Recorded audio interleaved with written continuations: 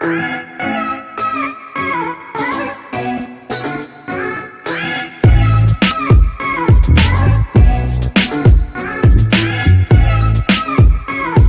To our YouTube channel chemistry journey. तो हम लोग क्वेश्चंस प्रैक्टिस कर रहे थे, उसी के आगे कंटिन्यू करते हैं। ठीक है, तो देख सकते हो आप ये कौन सा क्वेश्चन है। Prove that the greatest integer function f real to real given by fx equals to greatest integer function is neither one one nor onto. इसको ग्रेटेस्ट इंटीजर फंक्शन बोलते हैं। ग्रेटेस्ट इंटीजर फंक्शन क्या होता है, देखो मैं एक बार याद दिला दूं। ऐसा फंक्शन जिसमें सिर्फ आपको इंटीजर्स वैल्यू लेनी। सपोज यहाँ पर 1.3 लिखा है तो आप उसको 1 मानोगे, 1.2 लिखा है तो भी आप उसको 1 मानोगे। इसका ग्राफ जो होता है वो लगभग ऐसे बनता है। ठीक है, तो मतलब क्या होता है इसमें कि जैसे आप 1 से लेकर के 1.9 तक सारे एग्जैक्ट वैल्यू क्या आएगा, सिर्फ एक ही आंसर आएगा 1। फिर आगे 2 से लेकर 2.9 तक एक ही रेंज आएगा, उसका क्या आएगा 2। क्यों? क्योंकि हम इंटीजर्स नोट कर रहे हैं, सिर्फ आगे जो लिखे उसको इंटीजर्स नोट कर लेते हैं। ठीक है, और इंटीजर में डेसिमल के नंबर्स तो होते नहीं, तो इसीलिए इसका नाम जो है ग्रेटेस्ट इंटीजर फंक्शन है। आपको सिर्फ और सिर्फ इंटीजर्स नोट करने, सारी वैल्यू नहीं नोट करनी। तो इसको देखो सॉल्व कैसे करेंगे। ये अगर आप देखो तो ऐसे समझने में आ रहा है। ये देखो कहीं से आपको ग्राफ से पता चल रहा है। अगर मैं ऐसे बनाऊं, देखो ए है, बी है, 1.1, 1.2, 1.3, इधर 1, 2, 3 या 3.1, 3.2 इस तरह लिख दूं तो देखो इन सब का रिलेशन किसके साथ है, 1 के साथ है। तो इससे क्या प्रूव हो जाएगा कि ये 1 1 नहीं है, क्या है, मैन्युअल है। अब रही बात ऑन टू की, तो जैसे इसमें 1 आया ऐसे ही बाकी नेक्स्ट डेसिमल वाले नंबर्स के लिए क्या आएगा, 2 आएगा। फिर नेक्स्ट के लिए 3 आएगा, लेकिन 3.1, 3.2 नहीं आएगा किसी के। अगर मैं जैसे यहाँ पर बात करूं 1.1, तो 1.1 का प्री इमेज मिलेगा, नहीं मिलेगा। तो इससे क्या साबित होता है, ये ऑन टू भी नहीं है। ये तो समझ में तो आ गया आपको कि ये 1 1 भी नहीं है, ऑन टू भी नहीं, लेकिन इसको प्रूफ कैसे करें वो समझते हैं।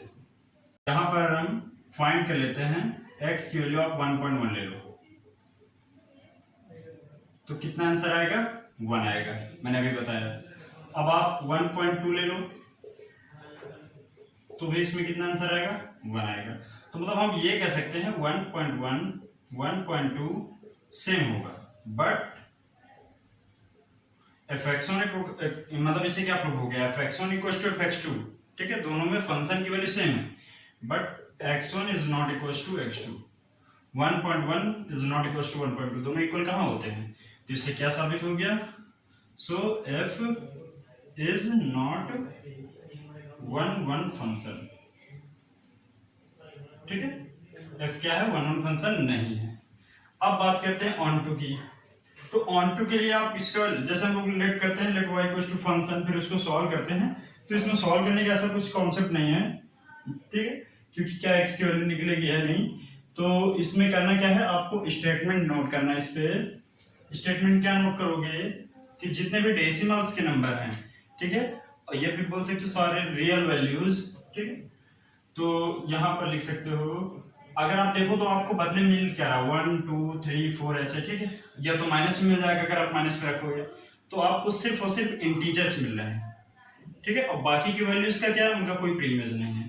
तो आप यहाँ पर लिख दोगे only integers have pre image but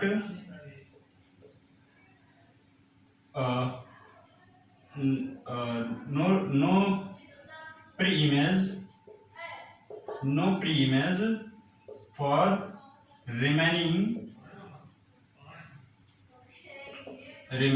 क्या remaining जो है real value, so f is not on to। बात समझ में आ गया ना।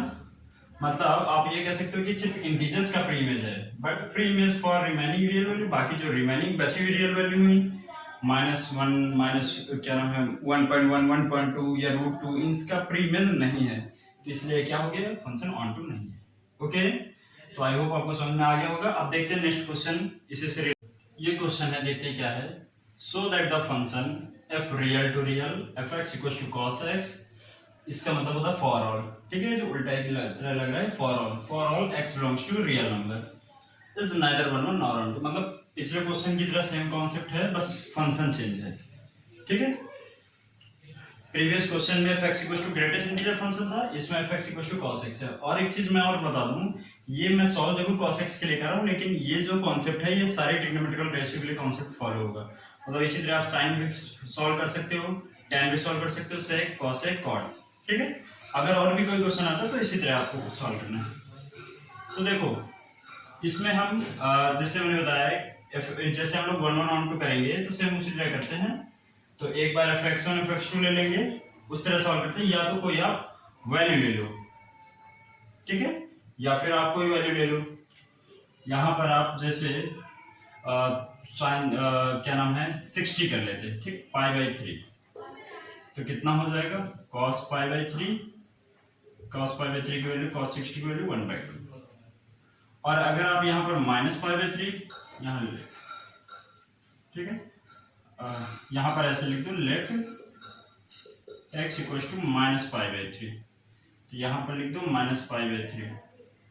तो क्या हो जाएगा cos -π/3। मतलब x के प्लेस पर आपने एक बार π/3 रखा, दूसरी बार आपने -π/3 रखा।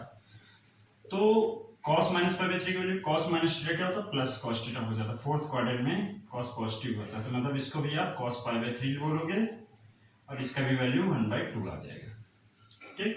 इससे भी क्या साबित हुआ, जैसे हमने प्रीवियस क्वेश्चन किया सेम उसी तरह इस क्वेश्चन को भी लेट करके सॉल्व कर लिया। तो मतलब ये हो गया कि आप ये कर सकते हो f फंक्शन की वैल्यू π/3 और -π/3 में सेम है, but π/3 is not equals to -π/3। 60 और -60 इक्वल नहीं है, तो क्या हो गया फंक्शन इज नॉट 1 1। अगर आप इसको मैपिंग के थ्रू भी समझो तो देखो उससे भी समझ में आ जाएगा। क्वेश्चन सेम है, जी नहीं है, रियल टू रियल है। इधर आप रियल वैल्यू रखो, सपोज -30, -60, 90, 0, और इसके बाद 30, 60, ऐसे और भी वैल्यू रख सकते हैं। रियल में तो डेसिमल में भी आते हैं, अभी हम अपने अकॉर्डिंग वैल्यू पुट कर रहे हैं, ठीक है।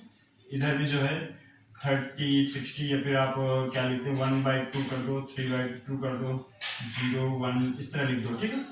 तो अभी आप देखो -60 करो या +60 करो, दोनों पे सेम वैल्यू आ रहा है। ऐसे -30 करो या +30 करो, दोनों पे सेम वैल्यू जाएगा, ठीक। तो अभी आप देखो क्या ये 1 1 है, दो डोमेन का सेम रेंज आ रहा है, दो प्री इमेज का सेम इमेज बन रहा है।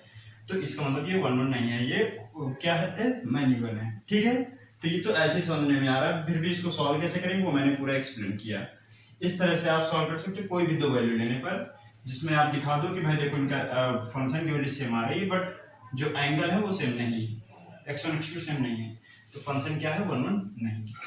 अब इसको ऑन टू को कॉन्सेप्ट करते हैं। तो ऑन टू के कॉन्सेप्ट के लिए इसमें आप मैंने बताया उसी तरह लेट करने की जरूरत नहीं इसमें, क्योंकि बहुत कॉम्प्लिकेटेड कोई इक्वेशन नहीं दे रखी है जिससे आप x की वैल्यू फाइंड करो, ठीक है। करना क्या है, आपको यहाँ पर स्टेटमेंट नोट करना है। स्टेटमेंट क्या है, कैसा कि मतलब आपको एग्जामिनर को एक्सप्लेन करना, समझाना है कि फंक्शन क्यों ऑन टू नहीं है, ठीक। तो मतलब क्यों ऑन टू नहीं है या क्यों ऑन टू है, जो भी है आपको समझाना है। तो क्वेश्चन में ये आपको बताना है कि ऑन टू क्यों नहीं है। तो देखो आप लोगों ने 11th क्लास में पढ़ा होगा कि sin x, cos x, tan x, sec x, cosec x, cot x, इनका डोमेन रेंज आपको बताया गया होगा, ठीक है। क्या डोमेन होता है, क्या रेंज होता है। तो cos x का जो डोमेन रेंज होता है वो -1 से 1 होता है, ठीक है।